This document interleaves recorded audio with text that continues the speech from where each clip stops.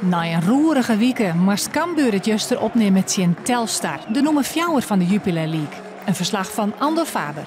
Er is natuurlijk veel gebeurd, een trainer die is ontslagen. En dat is gewoon vervelend. En het betekent niet dat je dan de volgende wedstrijd gelijk de sterren van de hemel speelt. Er zal een stukje mentaliteit bij komen en een stukje vechtlust. Dat wie de opdracht voor de ploeg die het onder leiding stiert van Sipke Hulshof. En dat liet ze zien voor het nadelijks in de beginfase. Had Xander Houtkoop hier een voorzet jouwt vanuit de linkerkant. Jordi van Delen kan inkoppen. Maar zijn kopbal die krijgt oer het goal van Telstar. Telstar liet hem zien onvallend. Hier komt Mohamed Hamdoui in balbezit. Handig met de bal, komt naar binnen. Gaat nog een man voorbij, helpt dan uit. Maar de goede redding van Erik Cummins. Hij voorkomt de 1-0 voor Telstar. Telstar zet terug op een ei via Hamdoui aan de linkerkant. Komt de voorzet, die gaat on alles en iedereen voorbij. Uit zijn on Novakovic, tikt de bal in de peel. En in de rebound gaat de inzet van Melvin Platje dan oer.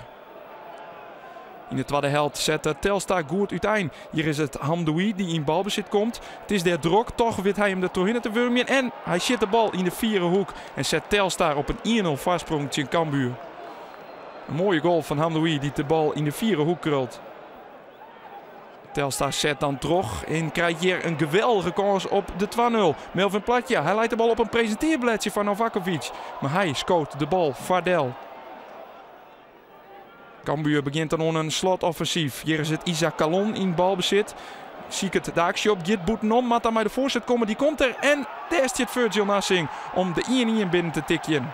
Een goede actie van Isaac Calon. En dan is het Virgil Nassing met zijn eerste doelpunt voor Cambuur. Zoent zijn rentree. Cambuur zet dan terug, maar Jordi van Delen die keer op stoom komt en die wordt er vloerd. Waardoor de schiedsrechter, hij jouwt een penalty. En Cambuur krijgt 4 minuten voor tiert de perfecte kans op de 2-1. Het is een overtreding en dus met Ricardo Kip omlezen. Hij zit de 2-1 binnen en Ricardo Kip, dat is de man die Cambuur 3 punten bezwaart. De Leeuwters winnen met 2-1 van Telstar. Ik was vanaf het begin van het seizoen nummer 1 met penalties, tenminste ik stond nummer 1 op het lijstje. Maar we kregen niet veel penalties en ik heb ook niet heel veel gespeeld. Dus ik denk dit is voor mij het ideale moment en voor het team natuurlijk. Maar ik denk deze gaat niemand me afnemen. Maar na de wissels zeggen dat we wat grip kregen. Er kwam 9-1 in de groep en dan komen we op 1-1 en daarna 2-1. Ja, het is juist nou na de wedstrijd dat de ontlading super groot is.